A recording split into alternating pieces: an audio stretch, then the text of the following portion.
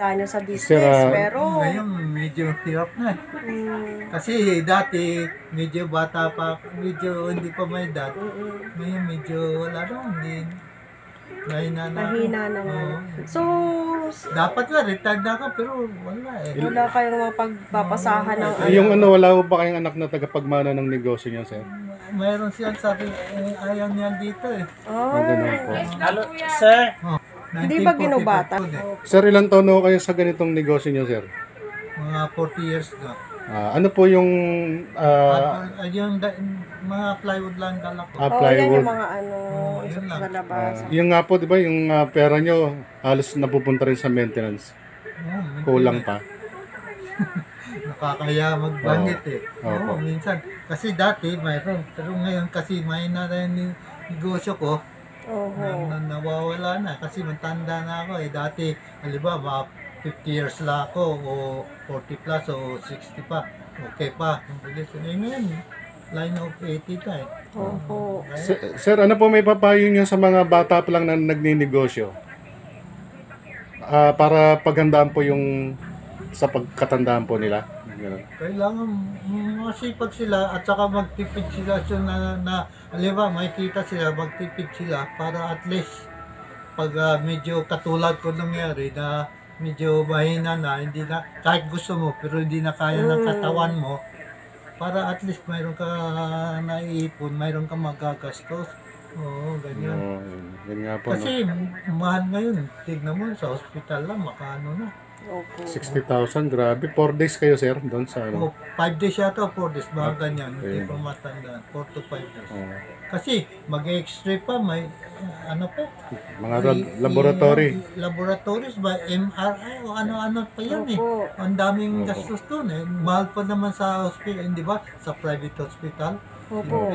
Siyempre, nadudulog ka eh. Kaya ganun eh. Kaya, Hindi nyo nagamit, sir, yung PhilHealth niya, sir? mayroon. Nabawas na yun Tsaka yung senior citizen discount. Oo, mayroon din. Okay. Pero mahal pa rin. Mahal pa rin. Kasi nga, ano, Mahal pa rin. private eh. Kaya nga eh. Ayun. So, ganun talaga So, sir. yun po yung advice ni sir sa mga negosyante. Oo, dapat sana mag-ipon. Kasi minsan yung mga kabataan ngayon, yung ngayon, medyo malaking kita. Malaking gastos. Ginagastos, hindi nila iniisip yung pag matagal yung halimbawa, katulad ko, tumanda na. O, akala niya palagi ganyan. Di ba? Ako, nung una, ganun din eh. Kayang-kaya, ganyan, sasabihin, kayang-kaya. Tignan mo, huli na nung parang Na-realize mo. Oo, na-realize mo na wala na, hindi na babalik yung oras. Konti lang pala yung naipon mo. Oo, yun. Kahit mas mga ka ng Oo, yun nga, sabi nga ni sir, parang andali sabi na mag-impo ka, mag-savings, pero hindi naman ginagawa, di ba? Oo.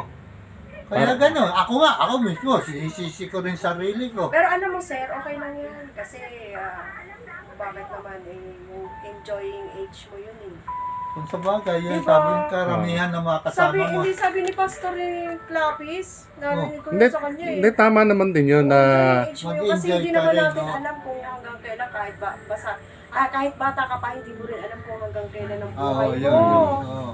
Pero at least, pero huwag naman yung maubos. Oo, lubos. Yung nauubos yung Oo. kita mo. Kailangan. Moderate lang rin. Oo. Yun. Hindi ko lang. Kailangan maging happy ka sa buhay mo, di ba sir? Tama, tama. Pero sir, Pero nung okay lang yun, wag kayong malungkot sir. Opo. Pero sir, nung time ng bata pa kayo, umiinom po ba kayo ng alak? Hindi ako gusto. Sigarilyo hindi rin po. Hindi rin. Ayan. Oh, di ba ganda yung ano mo, lifestyle? Yun na nga eh. Kaya sabi ko, sana nag-enjoy na lang ako nung una. Oo nga.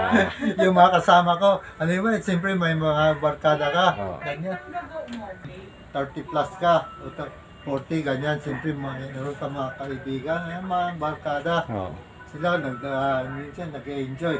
Ikaw naman, hindi. Kaya kinakantsawan ka, ganyan. Opo. Oo.